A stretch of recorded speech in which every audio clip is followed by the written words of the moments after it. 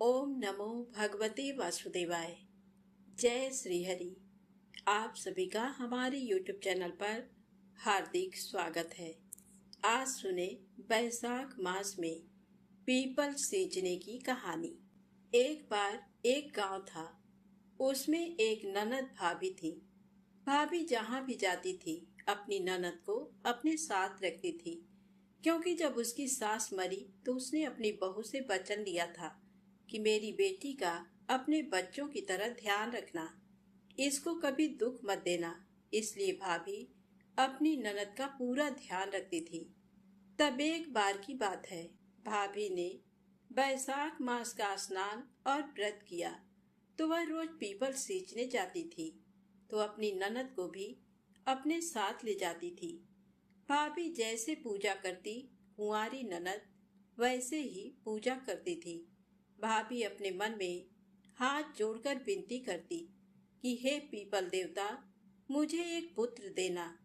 तो ननद भी हाथ जोड़कर मन में कहती कि हे पीपल देवता, जो आप मेरी भाभी को दो वही मुझे देना। इस तरह पूरे बैसाख मास में ननद भाभी ने पीपल के पेड़ की पूजा करी और मन्नत मांगी। तब पीपल देवता सोच में पड़ गए कि भाभी को तो मैं पुत्र दे दूंगा, लेकिन कुंवारी लड़की को पुत्र कैसे दूं? तब पीपल देवता ने दोनों की इच्छा पूरी कर दी। 3 महीने बाद भाभी को गर्भ ठहर गया। तब ननद के हाथ में भी एक छोटा सा छाला हो गया। वह छाला दिन पर दिन बढ़ने लगा। 9 महीने के बाद भाभी ने एक पुत्र को जन्म दिया।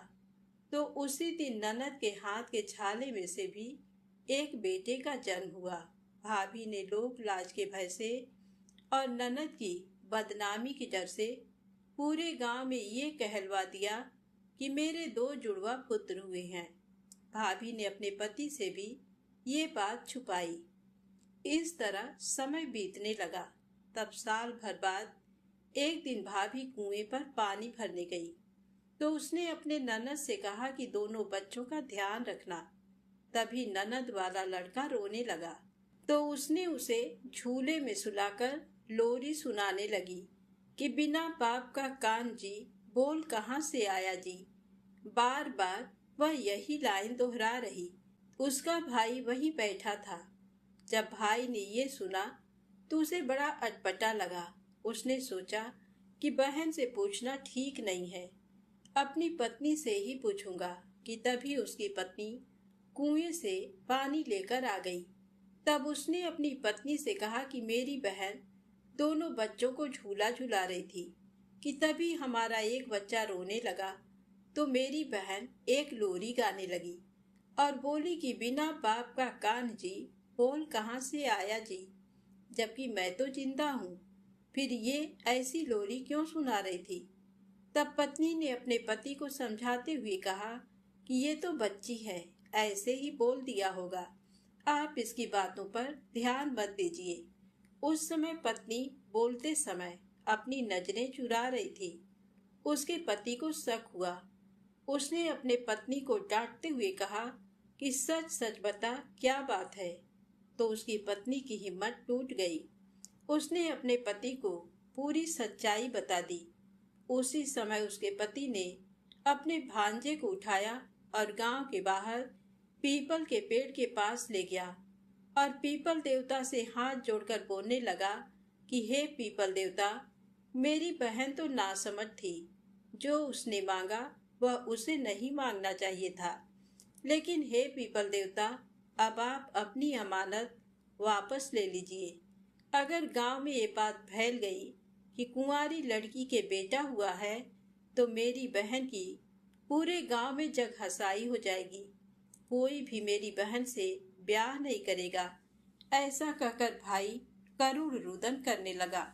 उसके करुण रुदन को सुनकर पीपल देवता का हृदय पिघल गया। तभी पीपल के पेड़ के 2 फाड़ हो गए और वह बच्चा उस पेड़ में समा गया। उसके बाद पीपल का पेड़ वापस जुड़ गया, लेकिन पेड़ के आसपास चबूतरे पर बहुत बड़ी दरार पड़ गई। उसके बाद भाई वापस घर आ गया। उसने आते ही अपनी बहन के लिए योग्य वर ढूंढने में लग गया। सुबह जब गांव वालों ने पीपल के पेड़ के पास चबूतरे पर भारी दरार देखी तो सभी लोग तरह तरह की बातें करने लगे। कोई कह रहा था कि पीपल के पेड़ में से भगवान विष्णु और माता लक्ष्मी प्रकट हुए होंगे, तो कोई कह रहा था कि पीपल के पेड़ में शनिदेव प्रकट हुए होंगे। कोई कह रहा था कि यहाँ भूत पिशाच आते होंगे। जितनी मुंह उतनी बातें होने लगी। कुछ दिन तक लोगों ने बातें करी, किंतु समय सब चीजें भुला देता है। इस तरह समय बीतने लगा। तब एक दिन भाई ने अपने घर में हवन करवाया।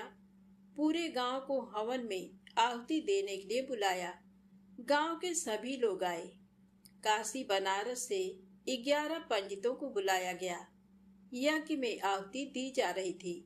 घी का पूरा डिब्बा उसमें उड़ेल दिया, लेकिन आहुति प्रकट ही नहीं हो रही थी।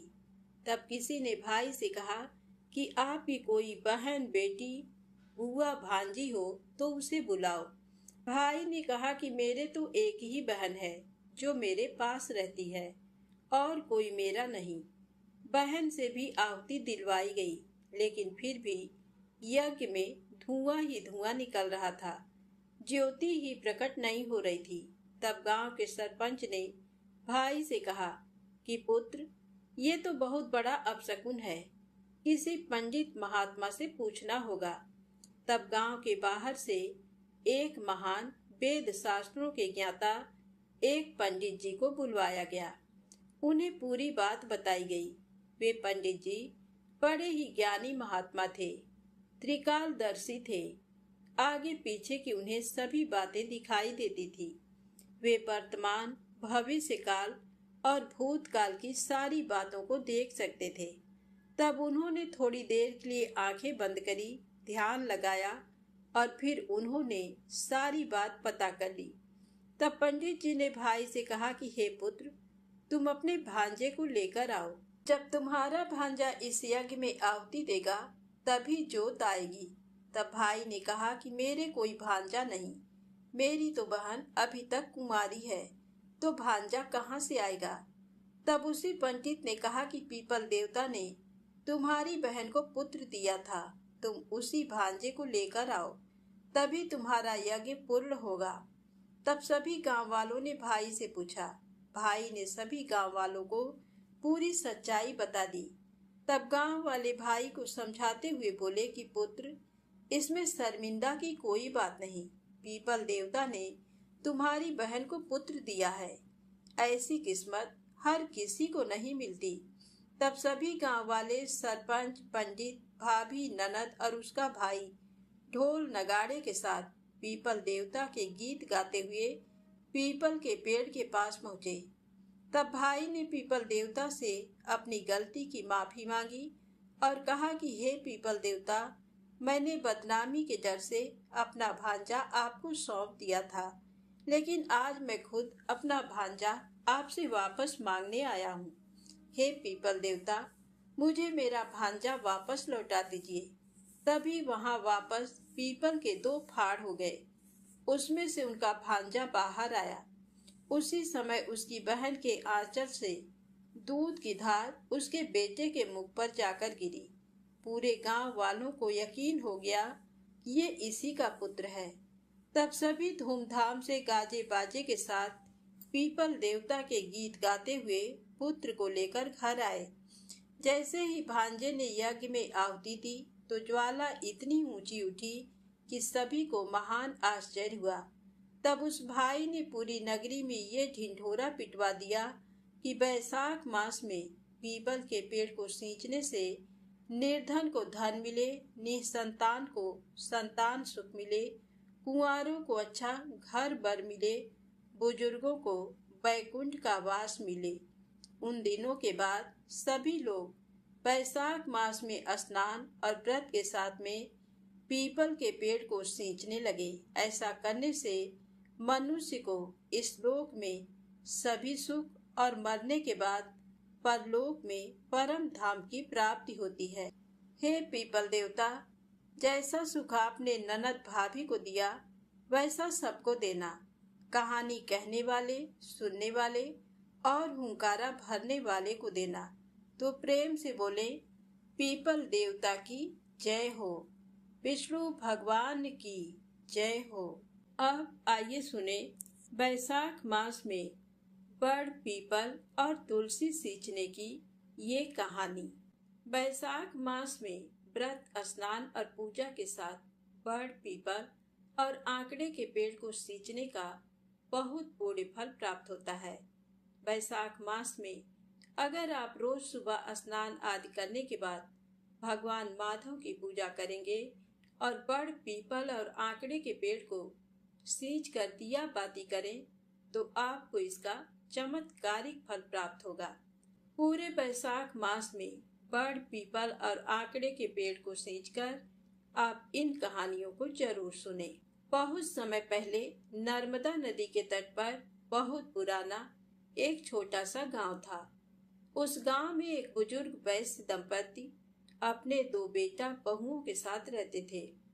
उस वैश्य का नित्य का नियम था कि वह रोज नर्मदा घाट पर जाकर स्नान करता था और वहीं से 1 लोटा जल लेकर सूरज भगवान को अर्घ्य देता था।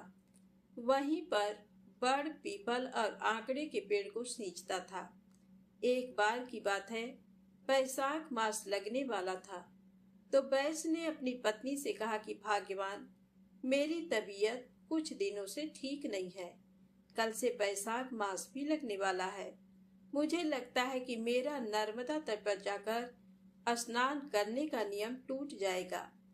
तब उस वैश्य की पत्नी ने अपने पति से कहा, आप इतने दुखी और परेशान क्यों होते हैं? भगवान की कृपा से हमारे 2 बेटे बहुए हैं। आप अपने दोनों बेटा और बहुओं से कह दो, उनमें से कोई न कोई आपको नर्मदा नदी पर से पानी का घड़ा लाकर आपको दे देगा। तब वैश्य बोला कि भाग्यवान, इस बार मेरा मन करता है कि हम जोड़े से बैसाख स्नान करें। तब वैश्य की पत्नी बोली कि आपने तो मेरे मन की बात कही है, हम दोनों जरूर बैसाख स्नान जोड़े से करेंगे। तब वैश्य दंपति ने अपने दोनों बेटा बहुओं को अपने पास बुलाया और अपने मन की बात कही। तब वैश्य दंपति का बड़ा बेटा बोला कि पिताजी, आपको तो ज्ञात ही है, मैं नौकरी के लिए दूसरे शहर में अप डाउन करता हूँ। सवेरे ही 5 बजे घर से निकल जाता हूँ तो मैं ये काम नहीं कर पाऊंगा। तब बड़ी बहू बोली कि माँ, पिताजी, मुझे भी सुबह सुबह इनका टिफिन तैयार करना होता है तो मैं भी नर्मदा नदी से आपको पानी का घड़ा लाकर नहीं दे पाऊंगी, क्योंकि 1-2 दिन की बात होती तो मैं निभा भी लेती, लेकिन पूरे बैसाख मास में मैं ये नियम नहीं निभा पाऊंगी। तब वैश्य दंपति के छोटे बेटा बहू बोले कि माँ, पिताजी, आप चिंता मत कीजिए, हम दोनों ही आपको 1-1 घड़ा पानी का नर्मदा नदी के तट से लाकर दे देंगे। आप दोनों जरूर बैसाख स्नान करो। ऐसा कहकर दोनों बेटा बहू अपने अपने कमरों में चले गए। तब वैश्य का छोटा बेटा अपनी पत्नी से बोला कि सुशीला, मेरे मन में एक विचार आया है कि जब हम दोनों नर्मदा के तट पर 1-1 घड़ा पानी का माँ और पिताजी के लिए लाएंगे तो क्यों ना हम दोनों भी बैसाख स्नान जोड़े से करें। तब उसकी पत्नी ने कहा, ये तो आपने मेरे मन की बात कही है, हम दोनों भी जोड़े से बैसाख स्नान करेंगे। तब उन दोनों ने जाकर अपने माँ और पिताजी से कहा कि माँ, पिताजी, आपके साथ हम भी जोड़े से बैसाख स्नान करेंगे। ये सुनकर वैश्य दंपति को बड़ी प्रसन्नता हुई। अब दूसरे दिन सुबह 4 बजे ही वैश्य दंपति के छोटे बेटा बहू नर्मदा के घाट पर पहुंच गए। स्नान करने के बाद दोनों ही 1-1 घड़ा पानी का लाकर अपने माता पिता को दे दिया। तब वैश्य दंपति ने घड़े में से पहले 1 लोटा जल निकाल कर रख लिया और शेष जल से स्नान किया। फिर लोटे के जल से सूरज भगवान को अर्घ्य दिया और फिर बड़, पीपल व आंकड़े के पेड़ को नर्मदा के जल से सींचा, पूजा करी और 5 परिक्रमा करी। पहले के जमाने में घरों के आंगन में ही बड़, पीपल और नीम और आंकड़े के पेड़ हुआ करते थे। जब वैश्य दंपति स्नान कर लेते तो छोटी बहू सुशीला उनके कपड़ों को धोकर आंगन में सुखा देती और फिर चाय बनाकर अपने सास ससुर को नाश्ता खाना आदि देती। इस तरह पूरा वैशाख मास बीत गया। जब वैशाख पूर्णिमा का दिन आया तो वैश्य दंपति ने अपने छोटा बेटा बहू से कहा कि तुम दोनों ने भी हमारे साथ ही वैशाख स्नान किया है, तो संपूर्ण फल पाने के लिए हमें 2 जोड़ा ब्राह्मण दंपति को भोजन कराना चाहिए। तब उन्होंने बहू से कहा कि बहू, तुम कल स्वादिष्ट खीर, मालपुए, कचौड़ी इत्यादि बनाना और 2 जोड़ा ब्राह्मण दंपति को गांव से बुला कर के ले आना। हम उन्हें भोजन कराएंगे, कपड़े और दक्षिणा आदि देंगे। तब दोनों बेटा बहू बोले कि माँ पिताजी, जैसा आप चाहेंगे वैसा ही होगा। तब दूसरे दिन छोटी बहू ने सुबह जल्दी ही उठकर खीर, मालपुआ, कचौड़ी, पूरी आदि बनाए और गांव में ब्राह्मण ब्राह्मणी को बुलाने के लिए चली गई। वह आधे रास्ते में ही पहुंची थी कि उसे 2 ब्राह्मण और 2 ब्राह्मणी आती हुई दिखाई दी। बहू ने सोचा कि शायद ये तीर्थ यात्री हैं, गांव के तो नहीं लग रहे, क्यों न मैं इन्हें ही भोजन के लिए घर ले आऊं। तब छोटी बहू ने उनको प्रणाम किया और बोली कि पंडित जी, आज बैसाखी पूर्णिमा पर मेरे सास ससुर 2 ब्राह्मण जोड़ा जोड़ी जिमाना चाहते हैं, कृपया आप मेरे साथ मेरे घर भोजन करने के लिए चलिए। तब वह पंडित और पंडिताइन बोले कि पुत्री, हम तो तीर्थ यात्री हैं, हमें भोजन मिल जाए, इससे बड़ी बात और क्या हो सकती है। तब वैश्य की छोटी बहू उनको घर लेकर आई, उनके लिए आसन लगाया, चौकी लगाई, पानी का लोटा भरकर रखा, भोजन का थाल परोसा, सभी ने भर पेट भोजन खाया। फिर वैश्य दंपति ने उन्हें कपड़े और दक्षिणा दी।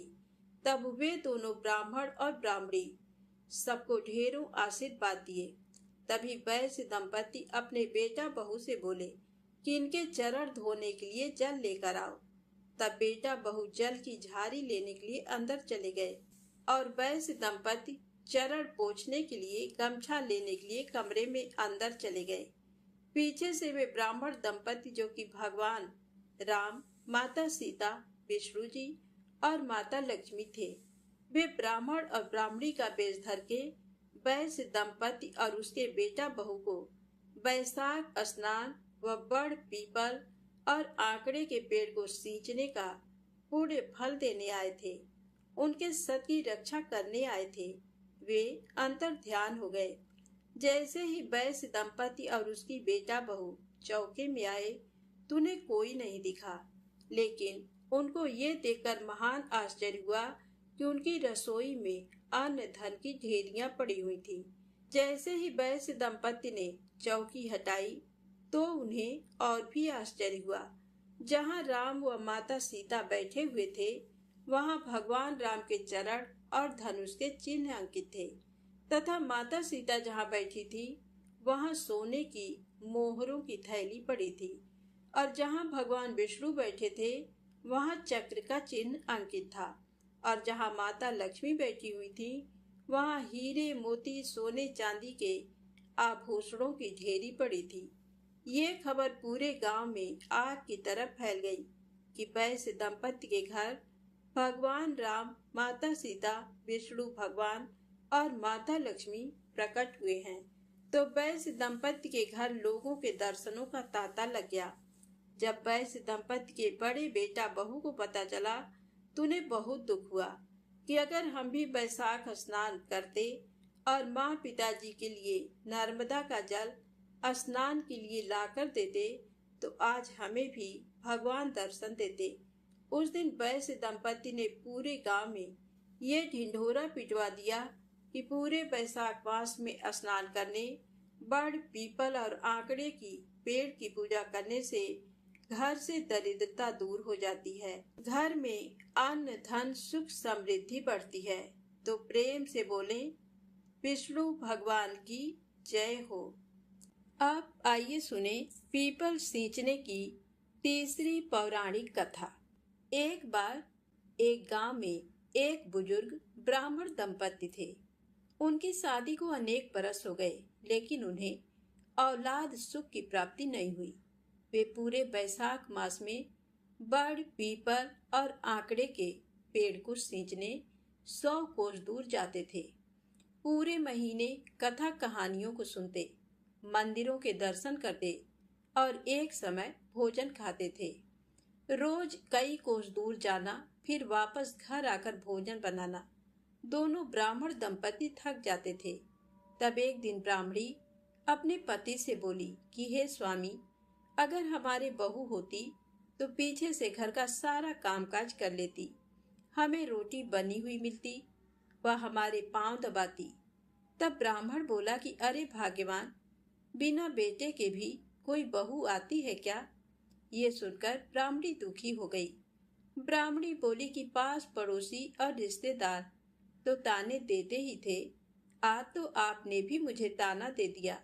तो ब्राह्मण बोला कि भाग्यवान, मैं तुझे ताना नहीं दे रहा, परंतु तुम्हें सच बता रहा हूँ।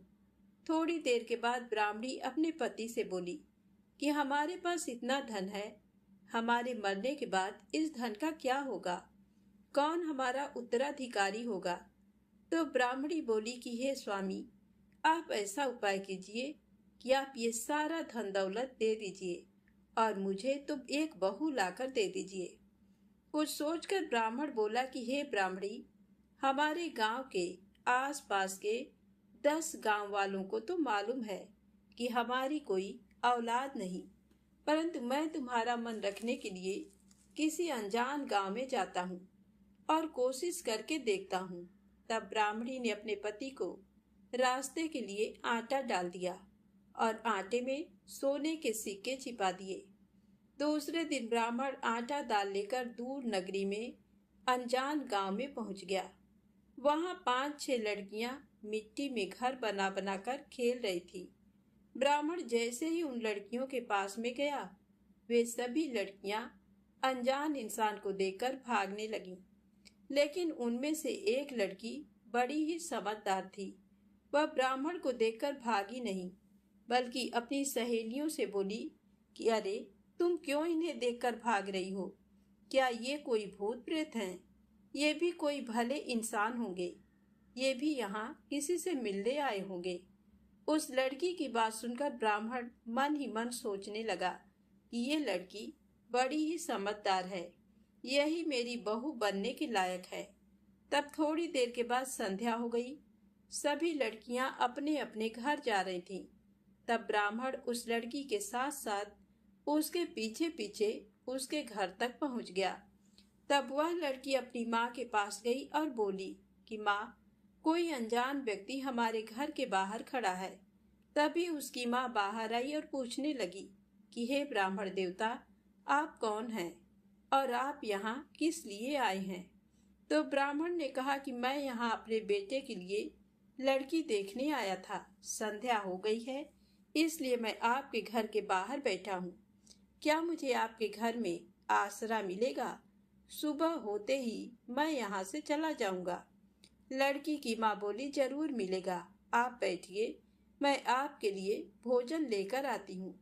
तो ब्राह्मण बोला कि मैं आटा और दाल तो अपने साथ लेकर आया हूँ, आप मेरे आटे से रोटियां बना दीजिए। तब ब्राह्मण ने आटा और दाल की पोटली लड़की की माँ को पकड़ा दिया।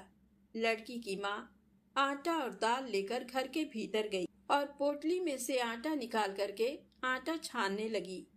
तो उसमें से 10 सोने के सिक्के देखकर लड़की की माँ के मन में लालच आ गया।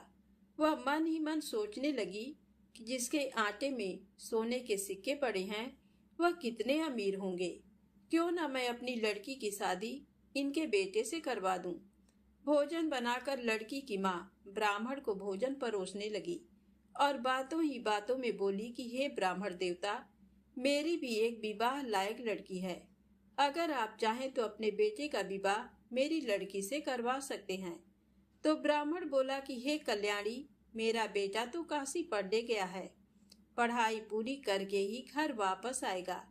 अगर आप मुनासिब समझें तो खंडिया की तलवार से अपनी बेटी की शादी करवा दीजिए। तो लड़की की माँ हामी भर दी। तब खांडिया की तलवार से लड़की की शादी करवा दी। ब्राह्मण बहू लेकर घर आ गया और घर का दरवाजा खटखटाने लगा और बोला कि अरे भाग्यवान, दरवाजा खोलो, देखो तो मैं तुम्हारे लिए बहू लेकर आया हूँ। तो ब्राह्मणी भीतर से ही बोली कि पड़ोसी और रिश्तेदार तो ताने देते ही थे, अब तो आप भी मुझे बार बार ताने दे रहे हैं। तो ब्राह्मण ने कहा कि भाग्यवान, मैं ताना नहीं दे रहा, तुम दरवाजा खोल करके देखो। ब्राह्मणी ने जैसे ही दरवाजा खोल करके देखा तो सामने बहू खड़ी थी। ब्राह्मणी बहू को देखकर खुश हो गई, आरती की थाली लेकर आई और बहू की आरती करी और उसे लेकर भीतर आई। ब्राह्मणी बहू को देखकर बहुत खुश हुई। दूसरे दिन ब्राह्मणी ने अपनी बहू को घर की सारी जिम्मेदारी सौंप दी और बोली कि बहू, हम रोज 100 कोस दूर बड़, पीपल और आंकड़े के पेड़ को सींचने जाते हैं, मंदिरों के दर्शन करते हैं। लौटते लौटते हमें संध्या हो जाती है, इसलिए तुम घर का ध्यान रखना। बहू घर का सारा कामकाज कर लेना, झाड़ू पोछा बर्तन कर लेना। हमारे लिए शाम को चावल मूंग की खिचड़ी बनाकर रख देना और तुम्हें जो भी भोजन खाना हो वह खा लेना। लेकिन बहू, एक बात का ध्यान रखना, परिंदे का पानी और चूल्हे की आंच खत्म मत होने देना। संध्या के समय दिया बाती कर लेना। बहू ने घर की पूरी जिम्मेदारी संभाल ली। बहू अपने सास ससुर के कपड़े धोती, पैरों में तेल मालिश करती, समय पर भोजन पानी देती। ऐसी बहू को पाकर सास ससुर दोनों बहुत ही खुश थे। इस तरह बहुत सा समय बीत गया। तब एक दिन सास ससुर मंदिर गए हुए थे। पीछे से चूल्हे की आंच बुझ गई। बहू भागी भागी पड़ोस में आंच लेने के लिए गई। बहू ने पड़ोसन से कहा कि बहन, जल्दी से मुझे चूल्हे की आंच दे दो, मेरे सास ससुर आते ही होंगे, मुझे उनके लिए भोजन बनाना है। तो पड़ोसन ने बहू को पट्टी पड़ा दी। बहू को बाहर की हवा लग गई। पड़ोसन ने बहू से पूछा कि अरे, कहाँ की बहू, इतनी भी जल्दी क्या है? तेरे सास ससुर के कोई औलाद नहीं है, हमने तो आज तक नहीं देखा, क्या तुमने तुम्हारे पति को देखा है? तो बहू बोली कि मेरे सास ससुर कह रहे हैं कि मेरे पति काशी पढ़ने गए हैं, पढ़ाई करके ही लौटेंगे। तो पड़ोसन ने उसके कान भर दिए और कहा कि तेरे सास ससुर के तो कोई औलाद नहीं है, उन्हें तो घर के काम काज के लिए एक नौकरानी चाहिए थी। वह पड़ोसन से बोली कि बहन, अब मैं क्या करूं? तो पड़ोसन ने सीख दी कि संध्या को दिया बाती मत करना, अलूना भोजन बना करके रख देना, खिचड़ी और दाल में कंकर डाल देना, और जब कल तेरे सास ससुर मंदिर जाने लगे तो घर की चाबी मांग लेना। फिर क्या था, बहू पड़ोसन की सिखाई सीख में आ गई। उस दिन शाम को सास ससुर जब घर आ रहे थे तो उन्हें दूर से ही घर में अंधेरा दिखाई दिया। सास अपने पति से बोली कि हे स्वामी, आज हमारे घर में अंधेरा क्यों हो रहा है? सास ससुर को कुछ अंदेशा हुआ। घर आते ही सास ने बहू से कहा कि अरे बहू, आज तुमने दिया बाती क्यों नहीं किया? आज हमारे घर में अंधेरा क्यों रखा है? तो बहू अपने सास ससुर से बोली कि आपको तो आज अंधेरा दिखाई दे रहा है, मेरा तो पूरा जीवन ही अंधेरे में हो गया है। ये सुनकर उनके सास ससुर चुप रह गए। फिर वे खाना खाने बैठे तो उन्हें खाना अलूना मिला। खिचड़ी में उनके कंकर आ गए। तब सास ससुर फिर से बोले कि बहू, आज तो भोजन अलूना है, भोजन में तुमने नमक नहीं डाला और खिचड़ी में भी कंकर आ रहे हैं। तो बहू फिर से नाराज होते हुए बोली कि एक दिन अलूना भोजन खा लोगे तो कुछ नहीं बिगड़ेगा, आप दोनों ने तो मेरा पूरा जीवन ही अलूना कर दिया है। ये सुनकर सास ससुर चुप हो गए। चुपचाप भोजन खाकर सोने चले गए। तब सास अपने पति से बोली कि हे स्वामी, मुझे लगता है बहू को बाहर की हवा लग गई है।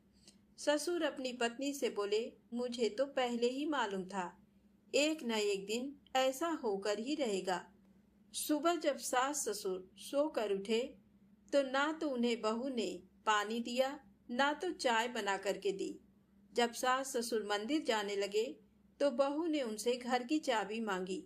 सास ने चाबी देने से इनकार कर दिया तो ससुर अपनी पत्नी को समझाते हुए बोला कि अरे भाग्यवान, ये सब कुछ हमारे मरने के बाद भी इसी का है, कल भी इसी का रहेगा। कल जो हम इसे चाबी देते तो तुम आज ही इसे संभला दो। सास ससुर चाबी देकर मंदिर चले गए। उस दिन ब्राह्मण ब्राह्मणी का एकादशी का उपवास था। वे बड़ पीपल आंकड़े के पेड़ को सींचने और कहानी सुनने चले गए। पीछे से बहू ने घर के सभी कमरों के ताले खोल खोल कर देखना शुरू किया। पहले कमरे को खोला तो उसमें अन्न के भंडार भरे थे। दूसरे कमरे में चीनी और गुड़ भरा था। तीसरे कमरे में कपड़े भरे पड़े थे। चौथे कमरे में बर्तनों का भंडार था। पांचवें कमरे में दाल चावल भरे पड़े थे। इस तरह प्रत्येक कमरे में कुछ ना कुछ भरा पड़ा था। तब जैसे ही बहू ने आठवें कमरे को खोल करके देखा तो वहां तुलसी का बिरला, बड़ पीपल और आंकड़े का पेड़ था। झरना बह रहा था, गंगा नदी बह रही थी। वहीं पर बड़ पीपल के पेड़ के नीचे आलती पालथी मारकर एक बहुत सुंदर युवक तुलसी की माला फेर रहा था। बहू ने उससे पूछा कि तुम कौन हो? तो युवक बोला कि मैं तुम्हारा पति हूँ। बहू बोली कि तुम तो काशी पढ़ने गए थे, तुम कब आए? तो युवक बोला कि मैं कल ही आया था। तो बहू बोली कि चलो बाहर, तुम्हारे माता पिता तुम्हें देखेंगे तो बहुत खुश होंगे। लेकिन वो युवक बोला कि नहीं, जब मेरे माता पिता मुझे लेने आएंगे तब मैं बाहर आऊंगा। ये सुनकर बहू बहुत खुश हुई। उसने वापस सब कमरों के ताले लगा दिए और 16 श्रृंगार करके मेहंदी लगाई, लाल जोड़े के कपड़े पहने, खूब सारे गहने पहने और सास ससुर के लिए उपवास का भोजन बनाया। कुट्टू के आटे की पूरी, साबूदाने की खीर, सिंगाड़े के आटे का हलवा और सेंधा नमक और आलू की सब्जी बनाई। घर पर खूब दिए जलाई। शाम को थके हारे सास ससुर घर आए तो दूर से ही उन्हें घर में रोशनी दिखाई दी। घर में रोशनी देखकर सास ससुर को कुछ हिम्मत बंधी। बहू ने सास ससुर को देखकर उनकी खूब आदर सत्कार किया। उनके हाथ पैर धुलवा उन्हें चौकी पर बैठा करके भोजन परोसा। सास ससुर मन ही मन सोचने लगे कि बहू तो घर की चाबी लेकर ही खुश हो गई, चलो अब कोई डर ही नहीं है। रात को जब सास ससुर सोने गए तो बहू ने सास के पैरों में तेल से मालिश करी और जब सास ससुर को नींद आ गई तो बहू भी सोने चली गई। दूसरे दिन सास ससुर के उठने से पहले ही बहू ने अपने सास ससुर के नहाने के लिए पानी रख दिया। सास ससुर जब नहाकर मंदिर जाने लगे तो बहू अपने सास ससुर से बोली कि आप 100 कोस दूर बड़ पीपल और आंकड़े के पेड़ को सींचने जाते हो, मंदिरों में दर्शन करने जाते हो, जबकि हमारे घर में ही गंगा नदी बह रही है। बड़ पीपल और आंकड़े का पेड़ है, तुलसी का बिरवा है, शिव मंदिर है, राधा दामोदर जी हैं, लक्ष्मी नारायण भगवान हैं, साथ ही आपका बेटा भी है जो वहां बैठकर तुलसी माला फेर रहा है। ये सुनकर सास ससुर के आश्चर्य का ठिकाना नहीं रहा। तब सास ससुर अपनी बहू से बोले कि बहू, हमारे तो कोई औलाद ही नहीं थी, हम तो तुम्हें झूठ बोलकर और घर के काम काज के लिए लेकर आए हैं। तब बहू ने अपने सास ससुर को उनके बेटे वाली पूरी बात बताई। उसके बाद सास ससुर अपनी बहू के साथ 8वें कमरे में गए तो वहां गंगा नदी बह रही थी। तुलसी का बिरवा था, पीपल पतवारी हिंडोले में झूला झूल रही थी। बड़ पीपल और आंकड़े का पेड़ था। शिव राधा दामोदर भगवान का मंदिर था। लक्ष्मी नारायण भगवान का मंदिर था। एक सुंदर युवक बड़ पीपल और आंकड़े के पेड़ के नीचे बैठकर तुलसी माला फेर रहा था। ब्राह्मणी ने उस युवक से पूछा कि बेटा तुम कौन हो? तो वह युवक बोला कि मुझे तो भगवान ने आपके लिए भेजा है, मैं आपका पुत्र हूँ। तो ब्राह्मणी बोली कि मेरे तो कोई औलाद ही नहीं है, मैं इस समाज को, घर परिवार को और गांव वालों को क्या जवाब दूंगी। तब एक जाने माने पंडित जी से पूछा गया और उन्हें पूरी बात बताई गई। तब उस पंडित जी ने कहा कि वह युवक इस ब्राह्मणी का पुत्र है या नहीं, इसकी तो इनकी परीक्षा लेनी होगी। इसका एक ही उपाय है, सूर्य नारायण भगवान के सामने इन दोनों को खड़ा किया जाए और उस समय ब्राह्मणी के आंचल से दूध की धार जब इस युवक के मुंह और मूछों पर पड़ेगी, तभी माना जाएगा कि ये युवक इस ब्राह्मणी का पुत्र है।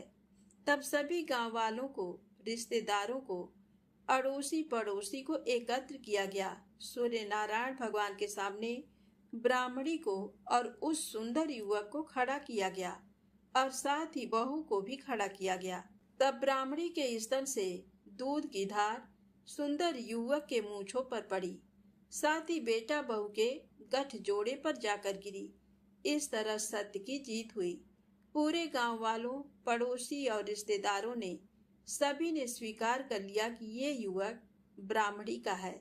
इस तरह ब्राह्मण ब्राह्मणी को पूरे बैसाख मास में बैसाख स्नान, बड़ पीपल आंकड़े के पेड़ को सींचने का फल मिला। तो प्रेम से बोलें, श्री हरि विष्णु भगवान की जय हो।